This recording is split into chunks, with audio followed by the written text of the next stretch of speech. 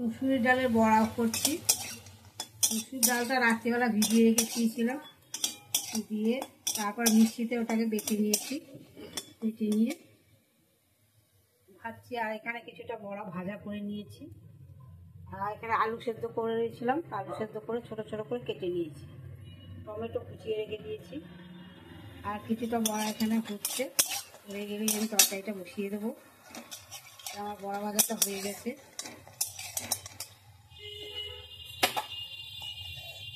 তুলে দিচ্ছি। এখানে দেখো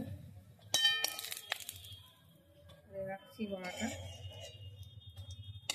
চাল দিয়ে আলু দিয়ে বড়া দিয়ে তরকারি খেতে খারাপ লাগে না, ভালো লাগে।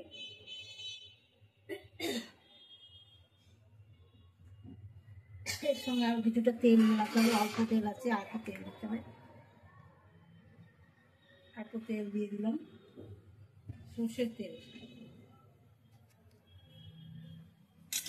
তেলটা গন্ধ হবে না, ভালো করে গরম করতে হবে আগে তেলটা। কাঁচা তেলে গন্ধ ছাড়লে কোনো তরকারি ভালো লাগে না, ভালো করে গরম করতে হবে। সব যে কোনো তরকারি, সবজি, মাংস, মাছ বানালে তেলটা আগে ভালো করে গরম করে নিতে হয় সব সময়। কাঁচা তেলে কোনোদিনই কিছু স্বাদ পাওয়া যায় না, কাঁচা তেলের গন্ধ ছাড়ে, সবাই এটা নিশ্চয়ই জানো। যাই হোক, তো আমি এখানে দিয়ে দিচ্ছি জিরে ফোড়ন দিলাম, গোটা জিরে সাদা, আর এখানে দিলাম তেজপাতা, টমেটো দিয়ে দিলাম। এদিকে দেখাচ্ছি আমি দিকে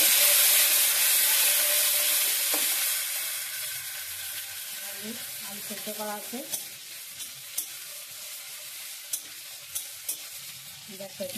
আমি টমেটো দিয়ে দিলাম, রান্নার মতো হলুদ দিয়ে দিচ্ছি।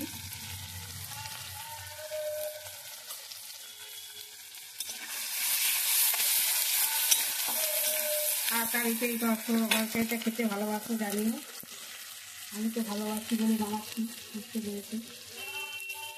আর এদিকে দিচ্ছি জিরে গুঁড়ো। এটা জিরে গুঁড়ো আমি এখানে দিয়ে দিলাম, হলুদ দিলাম, জিরে দিলাম, আর দিলাম আন্দাজ মতো নুন।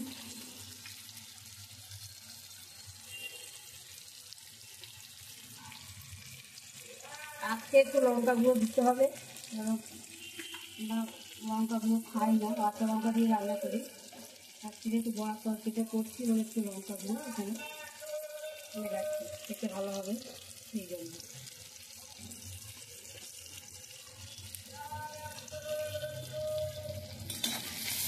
আর সব মশলা দেওয়া হয়ে গেল, এবারে নাড়াচাড়া করছি, একটু নাড়াচাড়া করবো। আর একটা জিনিস বাকি আছে দেবো, সেটা হচ্ছে আদা বাটা। আদা বাটা মাছ, আদা বাটা দিতেই হবে। আমি আদা বেটে রাখি ফ্রিজে,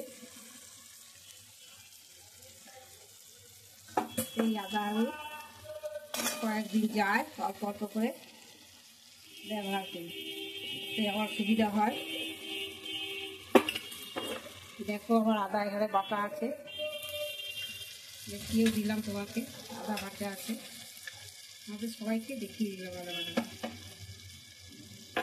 এবার আন্দাজ মতো আদা বাটাটা দিয়ে দেবো, বেশিও না কম না, কোনো কিছু বেশি ভালো না, আবার কম দিলেও ভালো না। তাই হোক, ওটা তোমাদের বললাম, বলা উচিত নয় যদিও, তবুও বললাম।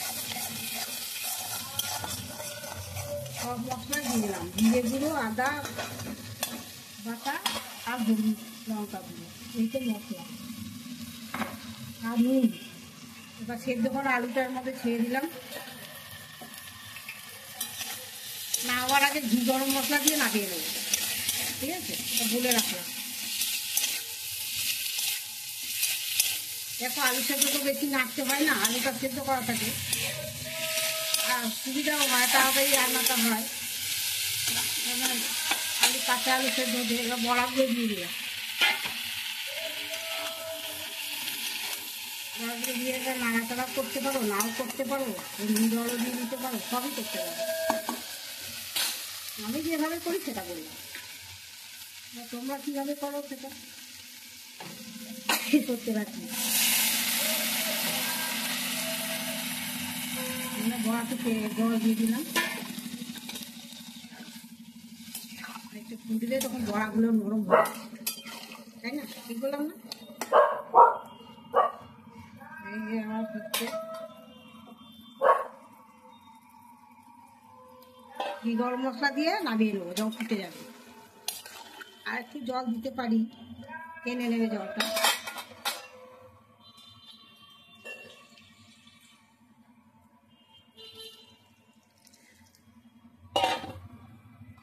তো ভিডিওটা তোমাদের কেমন লাগলো তোমরা জানিও।